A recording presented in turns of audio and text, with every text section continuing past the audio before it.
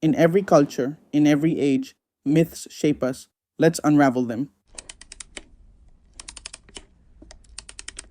The vastness of Hindu mythology is staggering, but among its many tales, one stands supreme: the Mahabharata. It isn't just the story of a war, it isn't just about kings, warriors, and divine intervention. No, Mahabharata is a profound exploration of human nature itself, a saga of dharma and adharma, of righteousness and betrayal, of fate and free will. Traditionally attributed to the great sage Vyasa, this epic is more than mere history. It is a tapestry woven with philosophy, moral dilemmas, and the eternal struggle between good and evil. It is a tale where heroes are flawed, villains have virtues, and no action, however noble or wicked, goes without consequence. This is the Mahabharata, an epic that is as much about war as it is about destiny.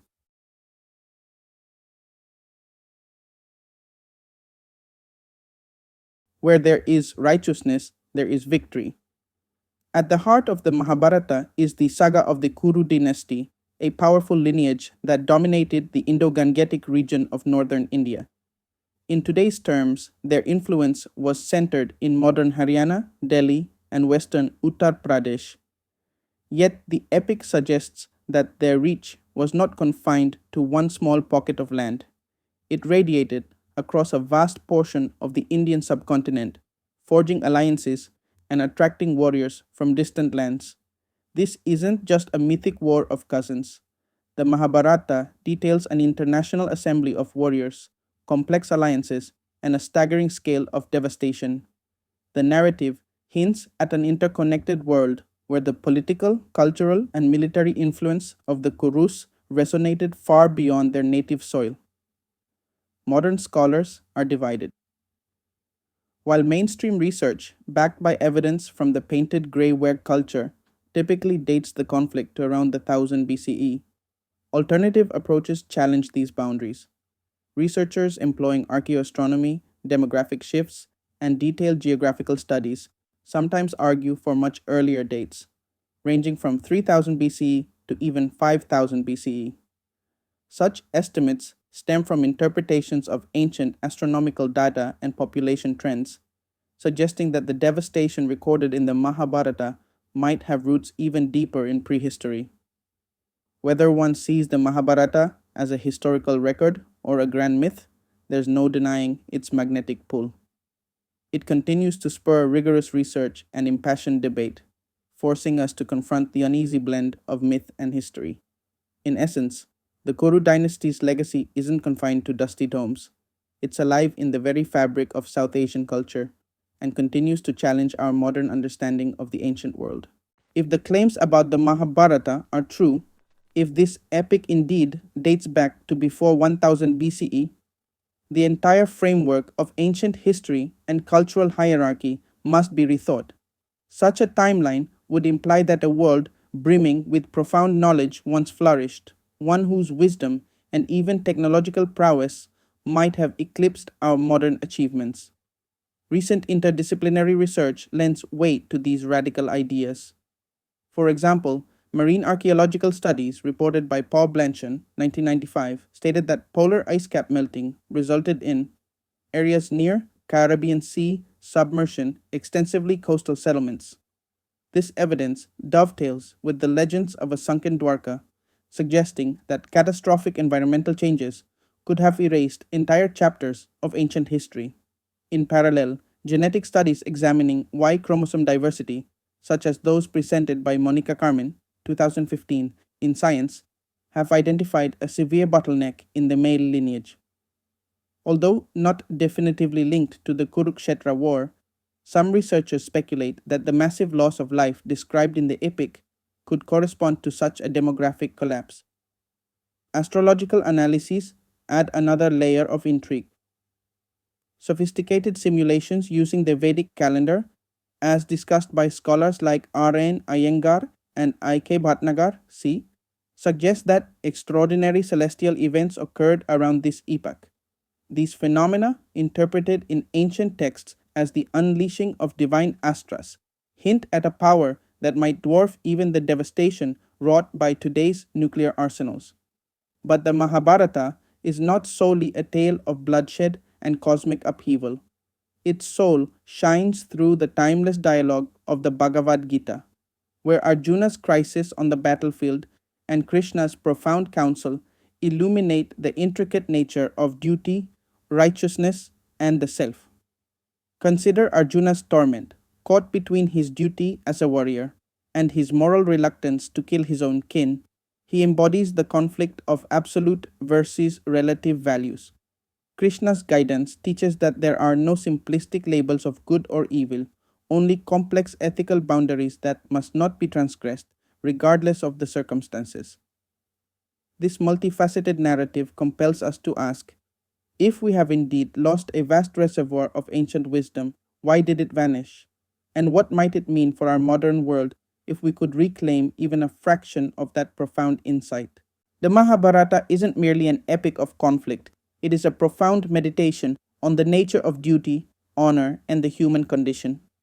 In its sprawling narrative, the boundary between good and evil is strikingly thin, revealing that tragedy is the lot of every soul caught in the web of destiny.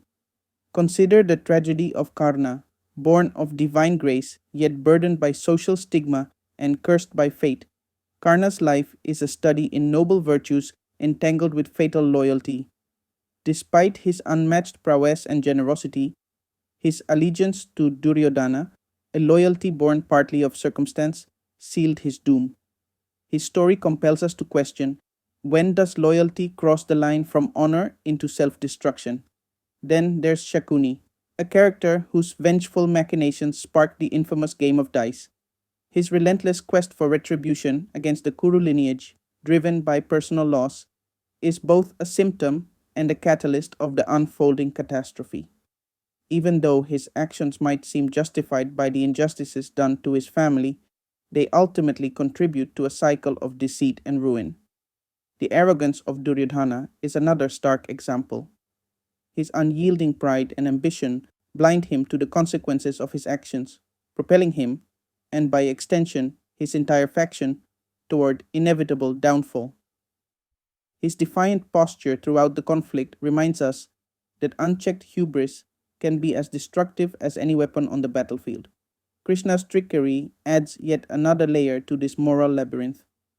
While his divine interventions, meticulously strategized in the Bhagavad Gita, ensure victory for the Pandavas, they also exact a steep price. His maneuvers, which include bending the conventional rules of warfare, led to the untimely demise of even mighty warriors like Barbarik. Here, divine justice and mortal fate intertwine, forcing us to reconsider what true righteousness entails. Finally, the silent agony of Bhishma encapsulates the epic's ethical dilemma. Bound by his vow and duty, Bhishma endures an existence where personal sorrow and the demands of Dharma collide. His steadfast yet tragic commitment to an ideal, even when it costs him dearly, illustrates that in the Mahabharata, moral imperatives are rarely clear cut. Each of these narratives is not a tale of unmitigated evil or unassailable virtue. Instead, they reveal that every hero and villain carries their own burden of tragedy.